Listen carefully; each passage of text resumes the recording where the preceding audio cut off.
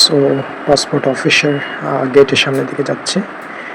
এই যে গেটের সামনে আসলাম, মানুষজন ঢুকতেছে, আমিও ঢুকবো।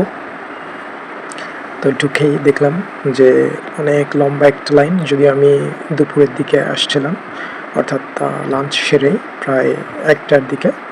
তো তারপর দেখি যে অনেক লম্বা লাইন, অনেকক্ষণ দাঁড়ায় থাকতে হলো। লাইনটা মুভ করতেছিল না, কিছুক্ষণ পর দিকে মুভ করতেছে। মুভ করা দেখেই আমি আমার ডকুমেন্ট সব রেডি করলাম, এখন ভিতরে যাওয়ার প্রস্তুতি আর কি। তো এরপরে ঢুকলাম ভিতরে, ওই যে সবাইকে ডকুমেন্ট সাবমিট করতেছে ভিতরে দেখা যাচ্ছে কাউন্টারে। সো অপেক্ষা করতেছিলাম আমার টার্ন আসার জন্য, ওয়েট করতেছিলাম অনেকক্ষণ ধরে। সো আমি আমার ডকুমেন্টসগুলো সাবমিট করলাম, কমপ্লিট হলো। ফিঙ্গার দিলাম, তারপর আইরিশ দিলাম, ছবি তুললাম, এরপর ডেলিভারি স্লিপটা নিলাম, এরপর বের হয়ে আসলাম। অসাধারণ একটা অনুভূতি হচ্ছে। নিজে নিজে আবেদন করলাম এবং সব কিছু দিলাম। এবার পাসপোর্ট পাওয়ার অপেক্ষায় আর কি। দেখা হবে পাসপোর্ট ডেলিভারি নেওয়ার ভিডিওতে।